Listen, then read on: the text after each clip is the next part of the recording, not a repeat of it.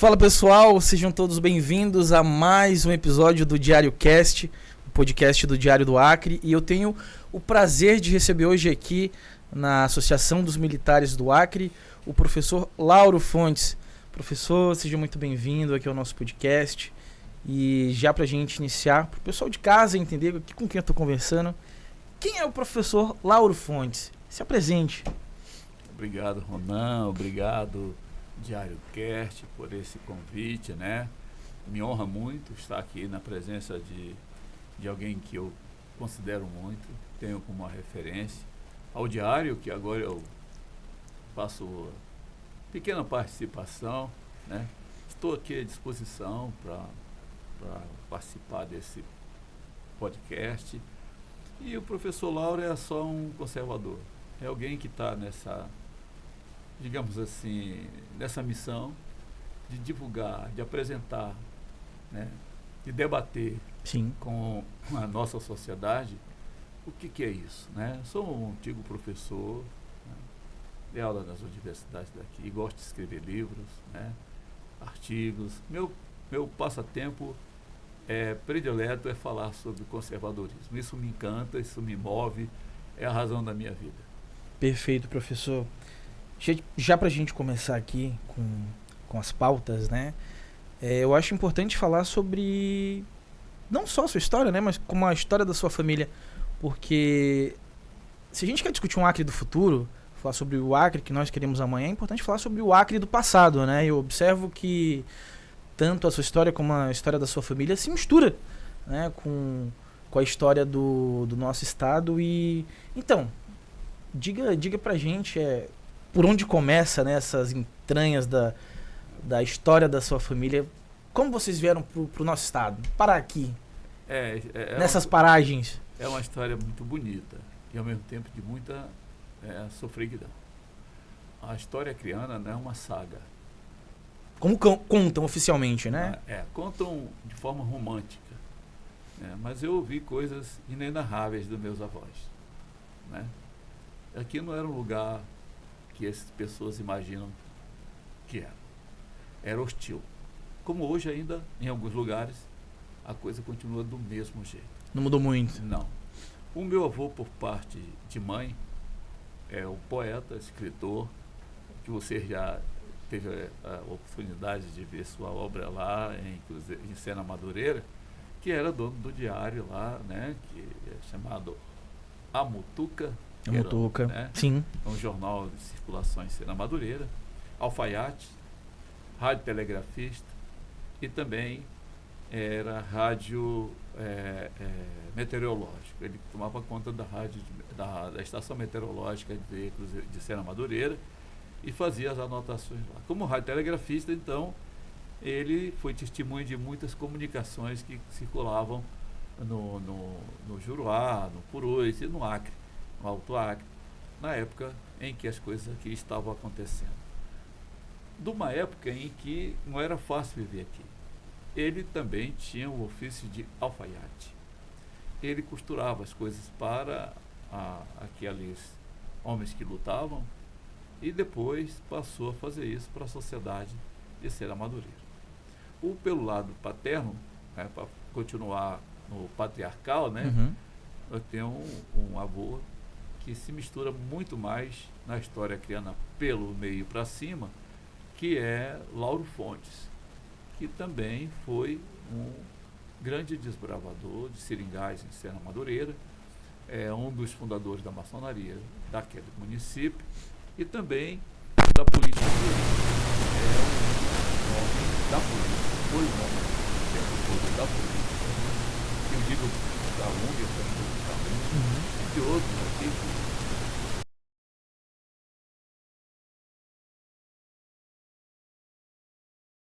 Não no sentido de jogar na mesa, né, os nomes deles, mas esse é o Lauro Fontes, que foi aqui um grande patrono da política. Sim. Sobretudo em Rio Branco, quando chega em Rio Branco, um deputado, na época, mais eleito aqui o tempo todo, que é Edgar Fontes, por mais de 5 legislaturas, aí, 5 mandatos, né, consecutivos. Sim. E só saiu da política quando adoeceu né, e meus avós e minhas tias pararam de tentar levar isso mais adiante, Sim. porque já chegaram à conclusão de que a colaboração foi feita, a participação foi dada. Essas meninas, a Dalva, a Margarida, por exemplo, são duas pessoas que trabalharam na educação a vida inteira, né? Participaram de mandatos de vários governadores trabalhando na educação. Eu tenho a honra de tê-las com uma memória viva, uma referência para mim, né? E pelo lado materno, nós temos Diamantina da Fonseca Viana, que é descendente direto de portugueses, veio para cá nessa época e conheceu Euclides Ferraz, né? E, por outro lado, nós temos a Aidê, herdeira de Seringais, né? De uma outra casta, por assim dizer, como diz o Dr. Dorival, né? É dona de Seringais e demolite seringalista. É daí que nascem as minhas críticas àquele modelo de Seringais que foi colocado para o Acre. É daí que saem aqueles documentos, aquelas coisas que eu venho escrevendo. Sim, perfeito, professor. Ainda nesse tom de discussão sobre a história do Acre, o que realmente sabemos, né? Eu vejo que nos teus textos, que inclusive estão no Diário do Acre, né? Acho que o pessoal de casa já deve saber. O Lauro está contribuindo com a nossa linha editorial. Revisitando o passado, professor, eu vejo que o senhor tem uma crítica muito já aqui no que o senhor disse com relação ao modus operandi em que existia naquela época, que não mudou muito. Eu queria que o senhor fizesse uma análise sobre isso. Assim, é oportuna essa pergunta porque a tese é provocadora, né? Mas ela é oportuna. Sim. Lá no nosso instituto, nós estamos discutindo, como você sabe, fortemente isso. A narrativa que foi colocada para o Acre, a narrativa oficial, ela é romântica demais. Não é crível. O nosso herói é o herói de espada. E transformaram aquele homem só nisso. Qual era a intenção por trás dessa narrativa? Criar um mito que funda o Acre.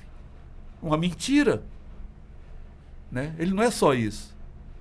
Se ele fosse isso, ele não é nada. Então é preciso conhecer melhor esse homem. Então foi a partir dessa inquietação que a gente foi buscar os documentos, foi buscar saber quem era Plas de Castro, quem de fato era Plas de Castro, o que ele fez de fato isso aqui. Então ficou sempre essa palavra fato. Qual é o fato? O fato é que ele não é o que disseram.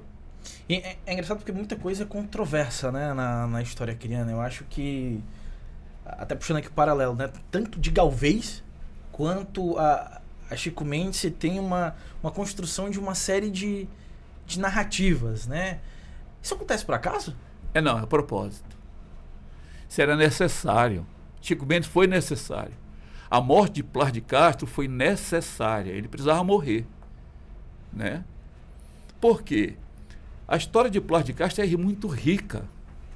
Ela é cheia de camadas que precisam ser elucidadas, trazidas ao público. Plas de Castro, ele desistiu de governar, porque viu que o caminho não era aquele que a elite foi estabelecida aqui. Assim, houve guerra, tá? Sim. Mas é preciso diminuir o tamanho dessa guerra, porque guerra só existe entre Estado-nações. De um lado estaria a Bolívia, uma nação, sim. Do outro lado estaria o Brasil, outra nação. Então, guerra só é possível nesse contexto. O que houve aqui não foi isso. Mas chamaram essa de guerra. Houve uma revolução acriana, outro conceito errado. Equivocado. É típico de narrativa que não se sustenta ao longo do tempo, na história. Uma revolução, se pegar pelo conceito dessa gente que está aí tentando mandar no Brasil, os marxistas, se você pegar o conceito de revolução marxista, é dizer, olha, é uma luta de classe. Essa classe aqui, né, vai substituir essa daqui. Então, revoluciona. O proletariado tomará o poder, né, contra os burgueses. Isso é o conceito geral, para a gente não se estender no conceito, é muito mais amplo, mas só para simplificar isso, e correndo todos os riscos da simplificação, seria isso o conceito de revolução. Sai essa classe, substitui aquela outra lá, por um processo de luta interna mesmo ali. Uma batalha entre as duas classes. Bom, se foi revolução, qual foi o papel dos seringueiros? Nenhum. Qual foi o papel dos índios? Que agora tem uma coisa bonitinha, não? Nossos povos originais. Qual foi o papel deles na Revolução? Nenhum. Qual foi o papel dos bolivianos na Revolução? Bolivianos, não aquela tropa que estava ali. Sim. Aquilo é uma tropa de mercenários pago por Nicolás Soares Galaú. Ele contratou aquelas pessoas para explorar aqui. Portanto, sumiram com esse povo. Sumiram com a história dessa classe que citei. Sumiram com Galaú. Pegaram, reduziram o Bolivian Syndicate a uma participação periférica, quando não foi. Entendeu? Aqui a área era conflagrada porque nós a invadimos. Sim. Os brasileiros, não o Brasil, no afã de explorar a borracha, que era o grande produto, a grande commodity naquela época, no afã de fazer isso, nós adentramos no território boliviano, né? E estávamos explorando nas terras alheias, nós somos invasores. Então não há revolução. Há um processo de invasão territorial de particulares em terras estrangeiras e que houve uma reação do estrangeiro, não da nação, àqueles invasores porque estavam tomando seu negócio. E nós estamos falando de quem? De Nicolás Soares Galaú, o maior empresário boliviano naquela época, um homem riquíssimo, cheio de posse, que tinha autorização do governo boliviano para defender o território, inclusive com mercenários. Foi o que aconteceu. Com alguma pequena tropa de contingente boliviano que ele financiava. Sim. Então não há de jeito algum ali a presença da Bolívia como nação. Sim. E sim de um empresário que estava defendendo seus interesses. Foi o maior explorador de borracha da Amazônia de todos os tempos. E ele era o quê? A personificação do seringalista. O sistema que ele adotava para a exploração de seringais era o quê? A escravidão dos índios, dos caboclos e dos seringueiros. Esse mesmo sistema é importado e implantado pelos seringalistas do Acre. Então, os seringueiros, depois daquelas batalhas, que tem muitas coisas, episódios pitorescos, sim, como o da flauta, como de outros, que eles... alguns historiadores oficiais, para dar glamour, para dar um pouco de romantização àquilo que aconteceu, usam o episódio da flauta, usam o episódio da corrente, usam alguns episódios para dar sentido ao mito fundador, né, daquela região que eles chamavam de Acre. O próprio nome Acre há uma controvérsia muito grande, que em outra oportunidade a gente explora isso aí é tema para pelo menos uns 20 podcasts, só no nome Acre. ou mais. Então, esse é o contexto, essa é a história. Sim. Isso aí, sequer entramos em Pilar de Castro. Porque, assim, a ponta do iceberg. É a ponta do iceberg. Por quê? Porque ele representa a luta contra esse contexto. Ele não representa a luta contra a nação boliviana. Sim. Então, quando ele é chamado a liderar uma tropa, foi para a defesa de um modelo exploratório de seringalista, a elite que estava tentando se formar naquela época. Então, ele, como depois se transforma no seringalista, ele está defendendo os interesses da classe dele. E todos os outros povos ficam invisibilizados. Eles só ressurgem cá na frente naquilo que você tocou do Chico Mendes, que é outra forma de romantizar um problema que é de gênese, de formação do povo acreano. Perfeito, professor. Eu observo que ao mesmo tempo em que eles pegam certos nomes e colocam lá em cima, no panteão, né, da história acreana, eles ignoram outros, né, e escondem. E eu vejo que um outro material que o senhor se debruça, né, tanto ao estudo como às publicações, é o nome do José Guiomar dos Santos. Eu queria que o senhor falasse um pouco sobre ele, e ele é quem a gente pode dizer que representa muito bem a força do conservadorismo acreano como um nome a ser elencado? Ele funda isso aqui. Mas o mais importante é lembrar o que ele fez, a obra dele. Ele, Guiomar, é um homem conservador de natureza conservadora. Os valores do Guiomar são conservadores. pouca gente sabe. Aliás, eu tenho um privilégio de dividir isso com você, Sim. que Guiomar dos Santos era um integralista, portanto conservador por essência, né? Por formação. Sim. Quando ele vem para aqui, ele sai de um território, né, de Ponta Porã, e vem para cá para ser governador. Traz consigo uma mulher maravilhosa, uma mulher que está invisibilizada pelo poder que está aqui instalado no Acre, que é Maria Angélica de Castro, uma monstra, né? Uma mulher, uma das maiores mulheres que já passaram pelo Acre. Por que tornar essa mulher invisível? Porque ela não tem a importância que ela merece ter, por causa de um discurso de dominação que precisa ser mantido. Alguém precisa que ela desapareça, porque senão vão ter que falar sobre conservadorismo mesmo, de verdade. Sim. No Acre. Guiomar, quando vem de lá para cá, ele vem com um tom conciliatório. Ele vem como governador nomeado, portanto, interventor para o Acre. Lembra que o Acre não era estado ainda, era um território e que, então, portanto, funcionava como um departamento. Sim. Né? Um apêndice. Guiomar vem para cá e vem com tom conciliatório. E por quê, Lauro? Porque aqui já havia um movimento chamado autonomistas. O que movimento é esse? É o movimento de dominação da narrativa, da formação daquela elite seringalista que quer ter aqui, portanto, autonomia sobre o território. Sim. O que quer se credenciar, né? Isso, nós somos nós, vocês devem isso a nós. A liberdade do Acre da Bolívia é devida aos seringalistas, portanto, aos homens que estão pedindo autonomia, portanto, nós. Não disseram assim, quem morreu? Os seringalistas ou foram os seringueiros? Seringueiro. Quem morreu? Foram os seringueiros, os índios, os bolivianos, os peruanos, né? Os estrangeiros, como, por exemplo, os sírio-libaneses, os portugueses, os espanhóis. Quem morreu? Quem atirou? Não. Quem pagou? Os seringalistas. Então, nós devemos a liberdade do povo acreano aos seringueiros, logo aos autonomistas, porque essa elite estava pedindo para eles serem, portanto, os gestores e decidir o destino do Acre. Guiomar vem nesse contexto. E aí o que ele faz? Ele tenta conciliar esses interesses. Ele mesmo se torna autonomista porque vai lutar para que o Acre seja reconhecido como Estado brasileiro. Isso também embora seja tardiamente, ele chegue nesse movimento um pouco mais tarde que os outros, ele vai lutar exatamente pela mesma causa que os outros estão lutando. Mas, diferentemente dos outros, que queriam eles domarem conta do Estado, Guiomar queria eleições diretas, que fazia um Estado. Sim. Dentro da República, funcionar como Estado. Guiomar é inovador em tudo. Por ser um conservador, ele, além de tentar, através da prudência, pacificar toda aquela sociedade, ele traz para cá uma perspectiva de desenvolvimento, não pelo desenvolvimento, mas pelas mesmas vertentes de Plas de Castro. Guiomar introduz o gado aqui, o que é uma mentira.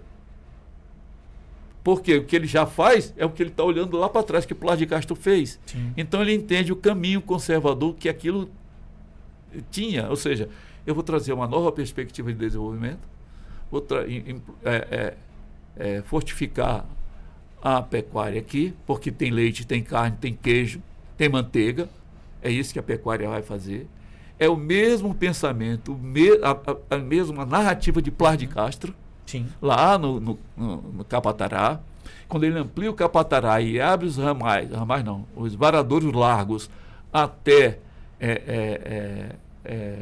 a Bolívia, ele sai comprando os seringais e traz gado e planta e faz uma pequena, entre aspas, que ele não pode chamar assim, recolonização, reforma agrária, que permite que os seringueiros e os índios cultivem a terra num espaço generoso, criando porco, aves, animais menores e gado.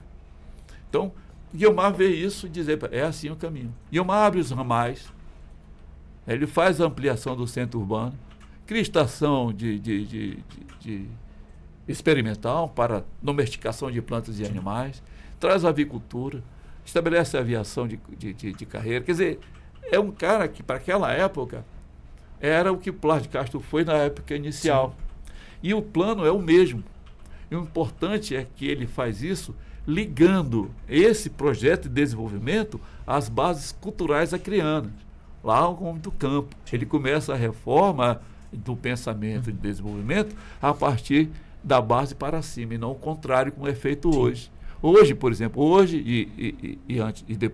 um pouco depois dele, é baseado em obras. Fazer obras para ocupar mão de obra barata, fazer isso, fazer aquilo, sem consultar realmente, sem estar vocacionado à região, né? Fala assim, soja no Acre, vamos plantar soja no Acre. Mas por quê? Porque Rondônia planta e dá certo, porque fulano planta e dá certo. Mas nós temos só 20% do território para fazer isso. Como é que nós vamos fazer? Porque os outros 80% não pode, é da regra. Não pode. Como é que nós vamos fazer? Não há uma consulta, não há uma reorientação. Um aprofundamento, né, também. Para as verdadeiras potencialidades. Aptidão do Acre, né? Qual é a nossa aptidão? Ah, Laura, mas a agricultura familiar não rende. Não rende aonde? Porque na Europa rende. Não rende aqui? Por que não rende? Porque nós estamos, de novo, trabalhando a mente das pessoas para esse modelo colonizador que está aí. Né? Sempre se comparando com Rondônia. Sempre. A elite precisa dominar, a elite precisa de dinheiro. Sim. Se a elite não tiver dinheiro, nós não temos emprego. Com essa fiada, é uma coisa que não pensaram o Acre, que não voltaram esses dois homens, né, e estudaram os caras. Como foi que eles fizeram? Por que estava dando certo em Plá de Castro? Por que estava dando certo em Guiomar? Né? Por que o Acre é transformado em Estado? Porque o cara foi generoso com Guiomar? Não. Guiomar apresentou números econômicos, sociais e políticos para fazer aquilo valer. Sim. Como ele comparou o Acre com o mais pobre dos estados brasileiros, que era Piauí na época. E ele disse, olha, tá vendo? Nós podemos nos sustentar. Mas para isso a gente precisa. Aí foi e deu aos autonomistas o que eles nunca tiveram, que é o discurso correto sobre a política do Acre. Ainda citando esses personagens e essas pessoas que estão de fato esquecidas, né? José Guiomar, Wanderlei Dantas, o próprio Enéas, né? Enéas Carneiro, que acriano, né? Dá para citar como um dos principais ícones da direita brasileira e que está jogado para escanteio, principalmente aqui no estado, né? Você tem um Parque Chico Mendes, uma Via Chico Mendes, você tem uma série de homenagens, né? Tô citando aqui o Chico Mendes, mas tem vários outros personagens de esquerda. Você não vê uma avenida, né, chamada Enéas Carneiro. Não tem. Recentemente fizeram lá a pintura, o cara mandou apagar. Né? E, na sua opinião, além desses nomes, o que se tem mais como referência de uma direita no Acre, principalmente no passado? Olha, é uma pergunta difícil de responder, sabe por quê? Porque aqui a gente já entra assim nos problemas da direita atual. Isso. Da direita atual. Por isso eu fiz a observação, Sim. né? Porque assim, a direita no Acre, ela é pulverizada, né? Por longos 20 e poucos anos, era pecado falar que era da direita. Se você dissesse que era da direita no Acre, você estava lascado. Sua família estava lascada. Né? Então, era quase uma obscenidade falar-se em direita no Acre.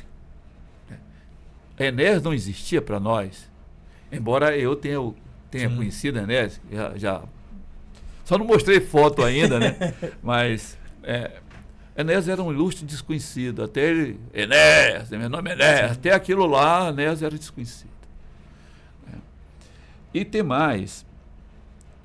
Essa elite que está aí é extremamente manipuladora, sagaz, hábil. Não são bobo. Sim. Quem acreditar que a elite que é acriana é boba, está enganado. E estamos enganados. Nós estamos votando neles esse tempo todo. Só eles ganham, eles se revezam. Não há alternância no poder no Acre, há revezamento de poder no Acre. A massa acriana vota nesses caras desde sempre. A única coisa que não votaram foi Zé Augusto, que era um homem da esquerda, né? Sim. Assessorado por Jucão, o comunista. Então, desde lá, do regime militar, desde 85, para ficar bem situado no tempo, nós somos governados no Acre pela esquerda acriana, né? Salvo aqui e acolá o Edmundo Pinto, que na época era um homem da direita, reconhecidamente da direita. O pai dele, né, era da direita, né? O Veras era da direita, Pedro Veras, amigo do meu avô. A gente discutiu muito política, os dois eram do mesmo partido. Calume, né, que é um dos governadores logo depois de Cerqueira, né? Então, nós vamos ter alguns expoentes sim da direita. Mas por que não aparecem? Porque essa elite acriana, ela é, como eu te disse, perversa. Vou dar um exemplo. Por que no Museu dos Autonomistas do Acre não tem o retrato de Cerqueira, do governador que cercou o Palácio Rio Branco e depois José Augusto? Por que, professor? Porque é inconveniente. A narrativa tem que prevalecer que os autonomistas é quem nós devemos a ele, ao Acre. Nós devemos o Acre aos autonomistas, o que é uma mentira. É uma narrativa para fazer com que a gente continue acreditando que esses caras são eles os capazes de governar o Acre. Ninguém mais é. É por isso que eles se revezam o tempo inteiro. É por isso que pessoas como você, eu, outros, não conseguem furar essa bolha, que eles se autoprotegem. Ultimamente nós estamos vendo um ciclo vicioso. Sai Viena, entra Cameli. Sai Cameli, entra Viana. Isso se reveza o tempo todo. Porque ninguém tem essa perspectiva de que é possível outras inteligências, né, aparecerem. Você conhece uma pessoa que eu vou citar agora, que o Acre precisa conhecer. Nós temos gente capaz. O professor Dorival, você conhece muito bem. Sim, em breve estará aqui no podcast. Se Deus quiser, eu gostaria muito que a nossa cidade, nosso povo ouvisse esse homem. Por quê? Porque a gente precisa refundar a direita no Acre, com outras bases. Não com a base de dominação que está aí, mas com a base libertadora. Nós precisamos nos angustiar, essa história que está aí, essa narrativa que venceu, essa narrativa oficial que está aí, nos obriga a dizer, vou desistir do Acre, porque a gente vê o cara deixar prioridades de lado da nossa população, que é a fome, que é o analfabetismo, que é a criminalidade. É uma coisa histórica, está na nossa história, gente. Se nós pegarmos os antigos jornais, você é um dos leitores dos antigos jornais, eu tenho uma honra de saber disso, né? E está lá escrito as violências, todo tipo de violência contra a mulher, que na época chamava homicídio contra a mulher, e não esse apelido bonito que deram aí, né? Está lá quantas mortes foram praticadas desde 1809 até agora, desde quando isso aqui era Bolívia, né? Então, nós precisamos revisitar isso de forma crítica, dizer, olha, gente, não dá mais. Essa narrativa que nos angustia, isso tem que acabar, né? Por quê? Porque isso não está permitindo a gente enxergar, né, um desenvolvimento realmente sustentável. Exemplo, deixa-se de atender a fome no Acre. Tem aqui mais de 70% de gente vivendo só de Bolsa Família. Fazer um show. Para fazer um show, pô. Para construir um elevado que não leva lugar, gente de um lugar nenhum a canto algum. Para construir uma ponte que não vai resolver o problema de fome do outro lado.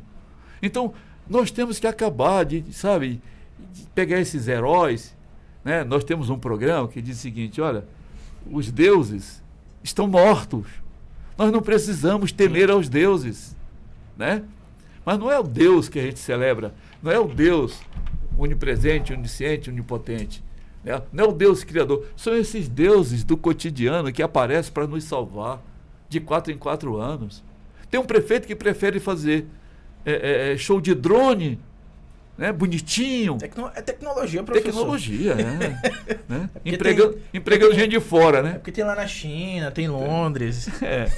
Eu gosto da parte da filosofia que você gosta também, que é a ironia, né? Gosto, sabe por quê? Porque liberta a gente. Sim. Por que não é esse pessoal, se ele quer fazer espetáculo, por que não chama a Universidade Federal do Acre, Concurso de TI que tem lá, maravilhoso, gente competente. Será, professor? Na UFAG, professor? Tem, cara. Tô brincando, ironia, gente. Não, eu sou desse. Eu tenho grandes amigos lá. Eu sou dessa turma aí. Eu sou um dos dinossauros, né? Lá daquele do pessoal da TI. Então, Turma boa. Muito boa, inteligentíssimo, tudo cria de bons mestres, bons doutores. Então entrega para eles. Sim. Porque vai ser o desenvolvimento de tecnologia no Acre, gerado por gente no Acre, software do Acre, pode ser vendido gerando divisas para o Acre. Sim. Não, eu pego um cara de fora, trago para cá para ele ganhar dinheiro aqui e levar o dinheiro para fora. Então, sabe, é uma coisa distanciada do povo acreano. Tal como disse Plácido de Castro, tire meus ossos daqui. Sim. Não quero ficar aqui, não. Leve meus ossos daqui. Disse seu Genesco, seu lei de morte. Genesco é irmão dele. Então, é preciso que a gente revisite com muito respeito. E cuidado. E cuidado. Plácido de Castro disse, olha, eu vou atravessar a fronteira. E morreu por causa disso.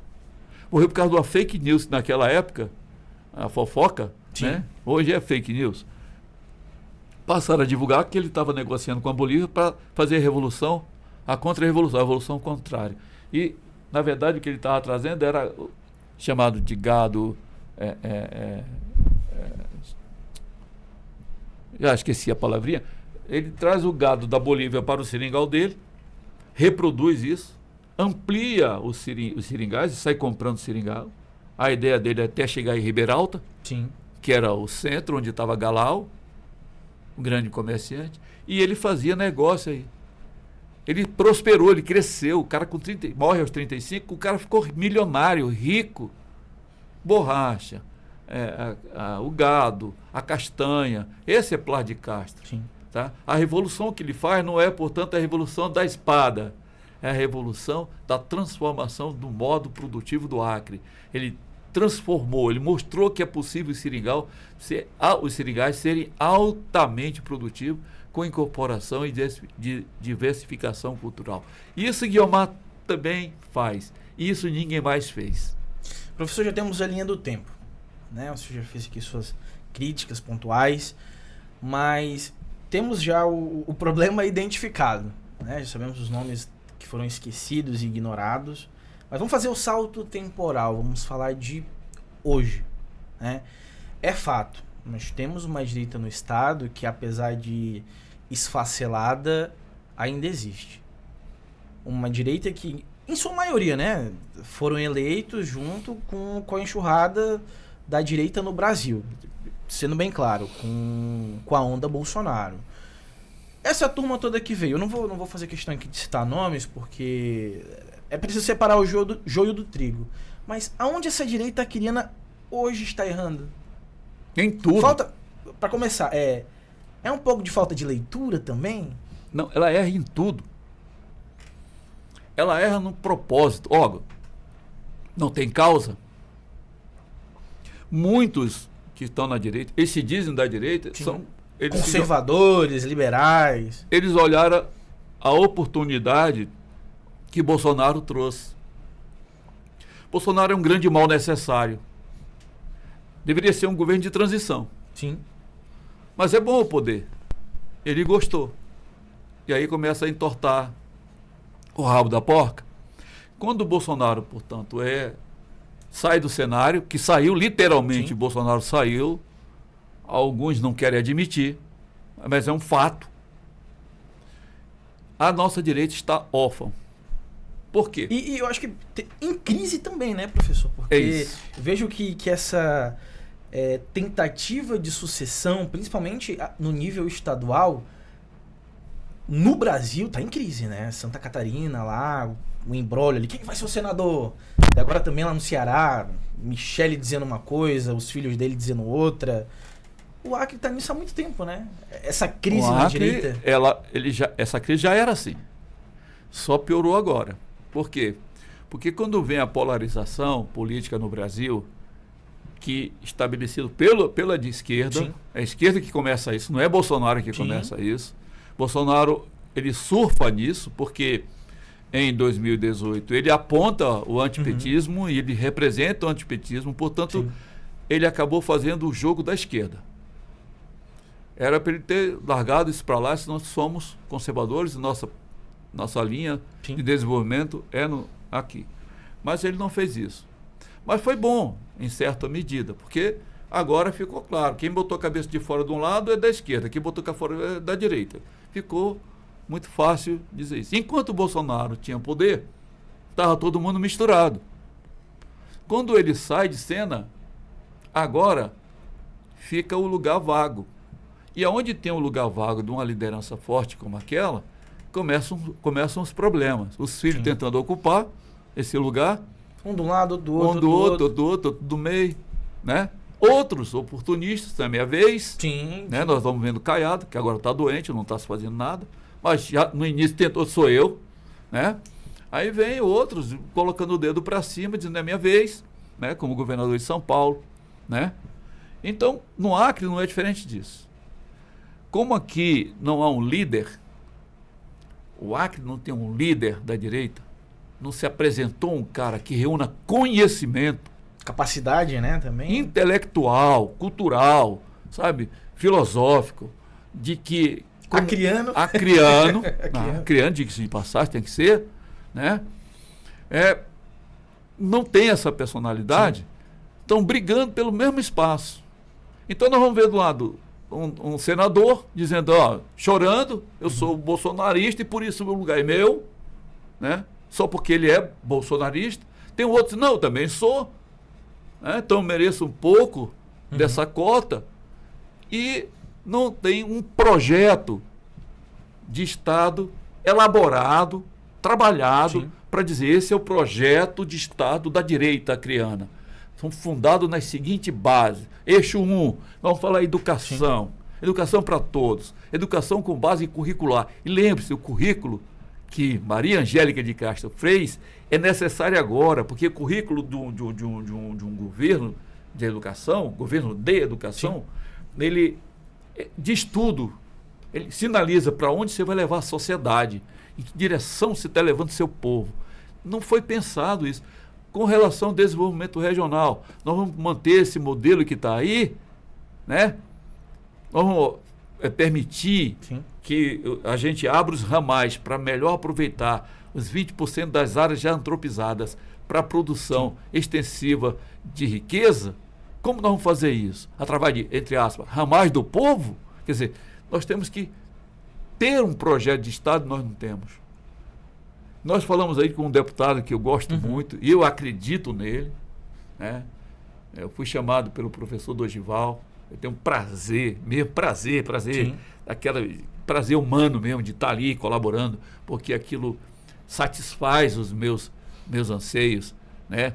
Aquilo que eu venho dizendo que libertará o povo acreano, que é você se desacomodar, sabe? Olha, eu estou desacomodado, isso é bom, porque liberta a gente, a angústia de você não ter uma solução para alguma coisa. Quando você se angustia, você vai atrás das soluções. E achando as soluções, você é um homem livre, você resolveu. Isso não tem no Acre, esse líder não apareceu. Pelo contrário, é uma vaidade. Né? Esse deputado que eu te falei aqui, ele me convenceu de que a gente elaborasse um projeto para isso. Sim. Aí quando chama do Gival, e a gente acabou se reencontrando lá, eu e você, no Instituto, a gente, não tem outra saída. Ou a gente faz isso, ou a gente para aqui e entrega o Acre à elite. Sim.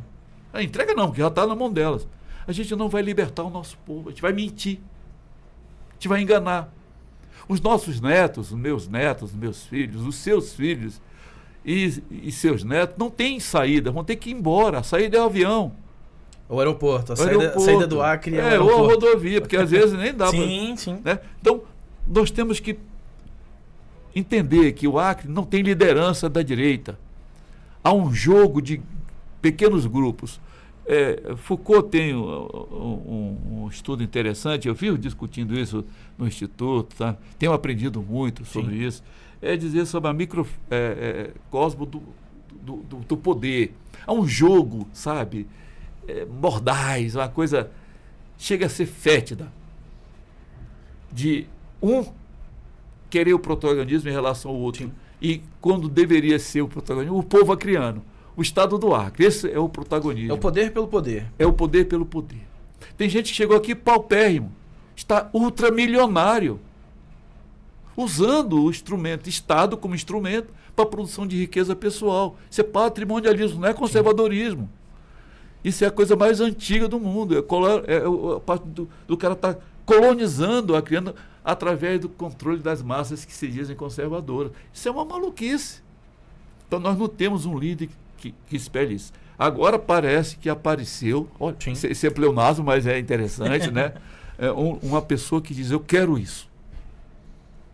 Se for necessário, a gente chama outras pessoas, e se for necessário que o outro lidere, que liderará.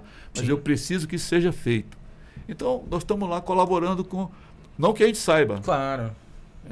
Não tem... Eu não sei, eu sei que não sei. Sim. Mas eu sei que eu tenho uma esperança, eu tenho uma angústia a ser resolvida. Eu gostaria muito de ver o nosso povo livre dessa elite burra que está no Acre. E desse conjunto, dessa conjuntura que coloca os líderes da direita em confronto um contra o outro e deixando mais órfãos aqueles que já estavam órfãos. Professor, já entrando aqui no nosso ritmo de finalização, quero agradecer ao senhor pela presença, pela participação. Ótima conversa. Acredito que tem muito mais coisas a destrinchar nesse tema. Eu sou muito crítico a essa atual direita acriana que tem uma série de problemas, né, gravíssimos, né? Eu observo que começa pelo estudo. O grande equívoco da direita acriana é que a direita acriana é burra e ignorante. Eu não vou citar aqui os nomes, mas é complicado. Professor, diga suas considerações finais para o nosso público de casa. Pô, Ronan, eu não sei como é que vão receber todas essas palavras, sabe? Mas do fundo do meu coração, assim, de um velho de 70 anos que está terminando sua vida, né, passando pelos problemas de saúde que eu passo, né? Mas do fundo desse velho coração, agora remendado, né? Todo remendado, né? E fala assim, bem remendado. Bem. Ah, que equipe, hein? Ronan, que equipe médica, cara. É importante falar isso, né? Porque o pessoal, quando é pra criticar, critica, né? Pra elogiar, já fica meio de não. Elogiar, não vou elogiar. Eu fiz uma operação, se você me permite. Por favor, fica à vontade. Fiz uma operação cardíaca, né? De implantação de 3 pontos de safena, né? E outros, né? Outros artifícios médicos, né? Sim. Todo pelo SUS. Sim, é importante falar isso. Porque pelo parece, SUS. O pessoal sempre fala, né? Direita não gosta de SUS, direita não critica isso aqui, critica isso aqui. Não, o SUS não é do PT, não. Exato. Isso que é importante falar. O SUS é uma dádiva para o povo brasileiro, criado pela Constituição. Vamos chamar de socialista. Criado pela Constituição de 1988. Sim. Ele nasce nas críticas de 85 do regime militar. Entendeu? Então, não é do PT. O PT era contra tudo isso. Né? Mas o próprio Bolsa Família, né? Uma política liberal, as pessoas esquecem disso. Transferência de renda, isso é keynesiano. Né? Mas eles se apropriaram. Né? Fizeram, como tudo, né? Fizeram o dever de casa. Né? Mas eu fui operado, tudo pelo SUS, foram 23 dias internado na fundação, no hospital de base do Acre. Eu fui tratado ali como um sheik árabe, entendeu? E não estava sozinho, estava com um colega também que passou pela mesma cirurgia, igualzinho, no mesmo dia. Lá de Brasileia, né? E ele veio de Brasileia para aqui, né? E foi tratado com o mesmo cuidado que eu estava lá.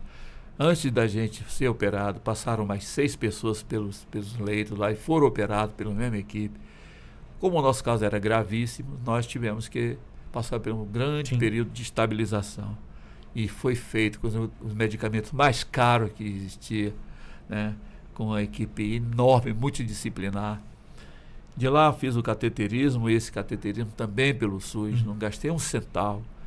2 dias depois eu estava sendo operado por uma equipe maravilhosa, coordenada pelo doutor Rogério, Porrueda, Aline, uma médica, a Criana, tá? Sim. A Criana, maravilhosa, linda, educadérrima, uma pessoa culta, sabe? Humana, educadíssima, rapaz.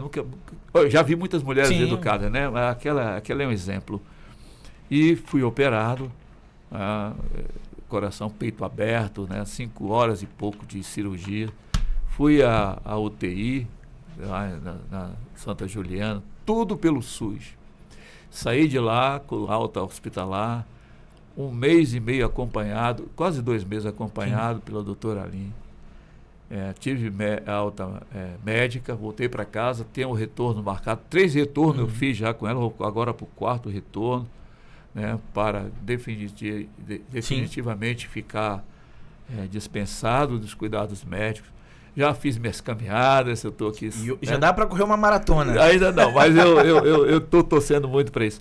Os meus amigos, como você conhece, todos eles, do Dorival, Michela, a minha esposa, minhas filhas, todas as pessoas têm muito cuidado comigo. Eu saio para almoçar com o Dorival, aí ele fica, a salada aí, esse pouco arroz aí, pô, é legal, sabe? Porque eu não sei se eu mereço tanto, mas tudo isso eu tive graças ao sistema público de saúde do estado do Acre. Tem problemas gravíssimos. O pronto-socorro de Rio Branco é um problema sério, mas não é do pronto-socorro.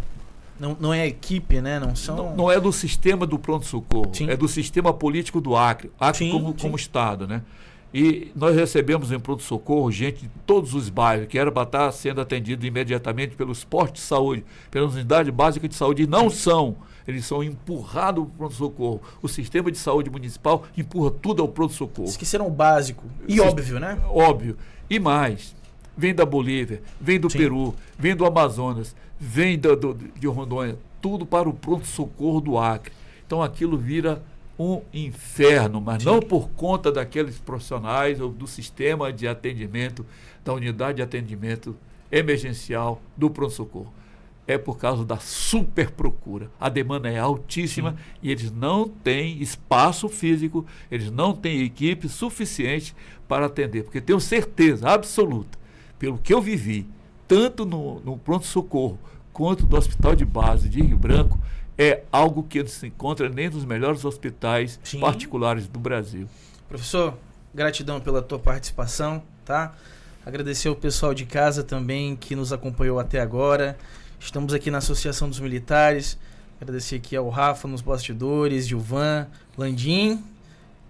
Quero falar contigo, tá, Landim? Valeu, pessoal. Tchau, tchau.